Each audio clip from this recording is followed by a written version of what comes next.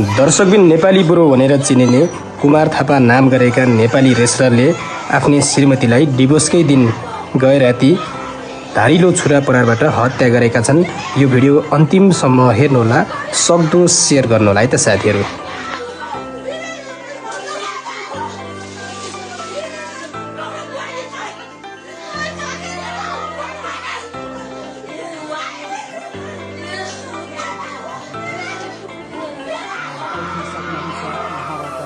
के हो मेरो पनि 9 बजे अफिसबाट छुटिरहेको त्यो 9 बजे भन्दा यतापट्टि यता घरमा गएर पुग्न गएछ। घरमा गएर पुग्दाखेरि यहाँ घरमा कोही पनि छैन भने एउटा खुसीले भन्छ मेरो त्यसको 7 मिनेट बराबर मेरो पहिला क्वान्टलको हाइटमा बहिनी भन्नाले बहिनी इसरी उसको बुढी श्रीमतीलाई कसको बुढी कुमारीको नेपाली बुढो बहिनी श्रीमतीलाई हानेर लास्ट स्थितिमा पुर्याएको छ।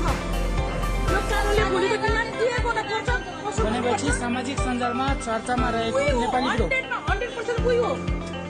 ल 100% कोही हो। खुकुरी प्रहार गरेको खुकुरी हो कि चोटबाट पुरै छ पुरै छ।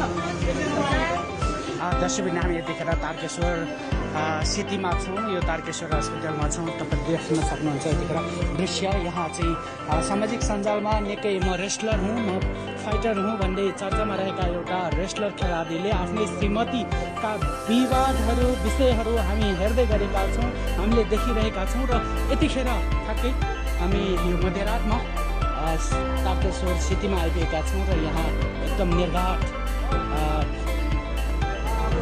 रूपमा एउटा खुकुरी प्रहार गरेको चाहिँ हामीले सूचना पाए लगतै यहाँ आइपुगेका छौँ। र यहाँ आइपुग्दाखेरि हामी हस्पिटलभित्र त छिर्न पाएका छैनौँ, तर उहाँको आफन्तको बनाइ त केही समय अगाडि तपाईँले सुनिसक्नुभयो। अब यसको यथार्थ सत्यता के हो तपाईँहरूलाई पक्कै पनि हामी सार्वजनिक गर्नेछौँ। हामीसँग जोडिराख्नु होला। र हामी यो तारकेश्वर सिटीमा छौँ। यतिखेर देख्न सक्नुहुन्छ यो तारकेश्वर सिटीबाट चाहिँ उपचारको अलिकता सम्भावना देखिसकेपछि उहाँहरूले परिवारबाट चाहिँ एम्बुलेन्स बोलाएर यसरी फरवार गर्न अर्थात् पठाउन लाग्नुभएको छ उपचारको लागि। भने यहाँको सत्यता के हो, यथार्थ के हो, कसरी भयो यो घटना भन्ने विषयहरू हामीले खोज्न अझै बाँकी छ। तपाईँहरू हामीसँग जोडिराख्नु होला। के भयो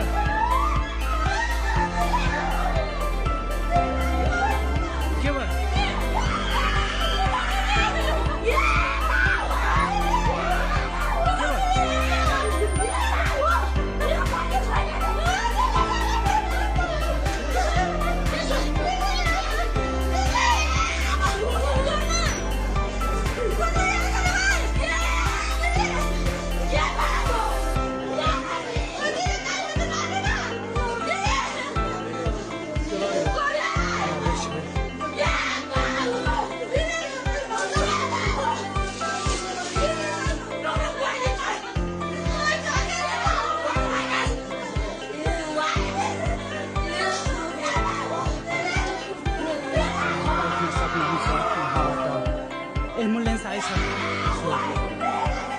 मान्छे भयो नेपाली बुढो